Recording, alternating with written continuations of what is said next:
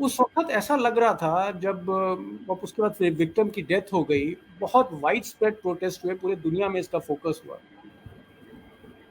तो शेखावत भाई उस वक़्त ऐसा लग रहा था कि जैसे एक देश में जो चाहे लीगल एजेंसीज़ हों, चाहे लेजिस्लेचर हो, चाहे एग्ज़ीक्यूटिव हो, चाहे ब्यूरोक्रेसी हो, चाहे मीडिया हो, चाहे सोशल एक्टिविस्ट हों, चाहे वुमेन एक्टिविस्ट हों, पूरा फ़ोकस क्राइम अगेंस्ट वुमेन पे था।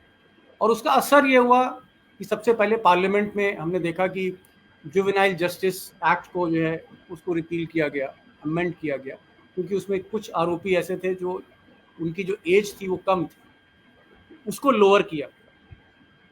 कर्नाटक ने, मुझे याद आ रहा है, हेल्पलाइन खोल दी महिलाओं के लिए। तमिलनाडु ने एक हेल्पलाइन खोली 24/7 में। उत्तर प्रदेश में भी कई महत्वपूर्ण बदलाव किए गए। वुमेन कमीशन जो थी, महिला आयोग थी, इनको सुदृढ़ किया गया और ऐसा लग रहा था। और आपको बताऊं, सोनिया गांधी जब उस वक्त चेयरपर्सन थी यूपीए की, जब ये सफदरजंग हॉस्पिटल पे गई जहां पर निर्भया जो थी अंतिम सांसें अपनी गिन रही थी और जीवन मौत का संघर्ष था, वहां पर सोनिया गांधी ने देखा कि भाई यहाँ पर तो ट्रॉमा सेंटर ही नहीं है, देश की राजधानी में ट्रॉमा सेंटर नहीं है, अगर इस तरह के रेप विक्टिम्स है, तो उन्होंने उस वक्त वहां पर सफदरजंग में एक multi storey super speciality hospital जो है वो बनाया। यूं ही नहीं, मैं बन जाता हूं। रोज पहले किरण का छोर ढूंढने निकल जाता हूं। धूप छांव दिन रात की परवाह किए बिना पढ़ता जाता हूं। तब कहीं उस उम्दा अनुभव को दुनिया तक पहुंचा पाता हूं। यूं ही नहीं, मैं रजनीगंधा बन जाता हूं। बहुत से फैसले हुए और उन फैसलों से ऐसा लग रहा था जैसे पार्लियामेंट भी मुझे मौका मिला कवर करने का, जितनी भी महिला सांसद थी अक्रॉस द पार्टी लाइन, वो सब एक हुई और उन्होंने भी कहा कि जुवेनाइल जस्टिस एक्ट को बदला जाए, कुछ नियम जो है बदले जाएं, फास्ट ट्रैक कोर्ट पर हम इस तरह की सुनवाई ले जाएं।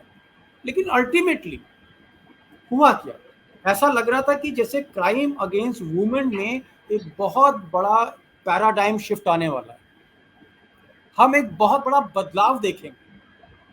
लेकिन उसके बाद क्या हुआ? क्या ये घटनाएं थमी? क्या ये घटनाएं रुकी?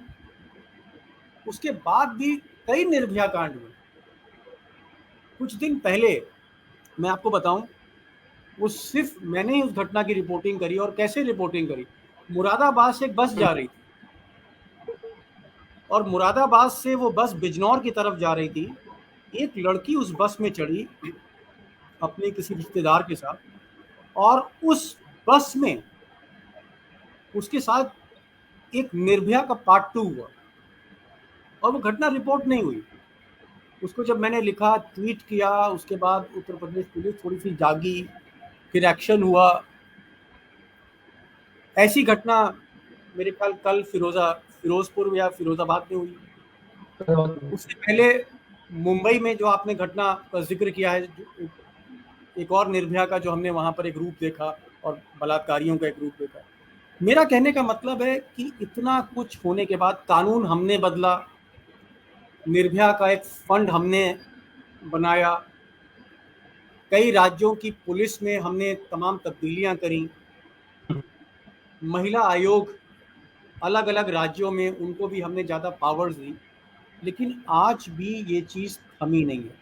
और उत्तर प्रदेश की जहाँ की बात हो रही है, one of the highest cases of rape है वहाँ पर। अगर आप नॉर्थ ईस्ट से तुलना करेंगे या साउथ से आप तुलना करेंगे, दक्षिण भारत के जो राज्य हैं, केरल, तमिलनाडु, कर्नाटक या इवन आंध्र प्रदेश, उससे ज़्यादा अगर तुलना आप उत्तर प्रदेश की करेंगे तो यहाँ आपको समानता बलात्कार की, मोलेस्टेशन की घटनाएं ज़्यादा मिलेंगी।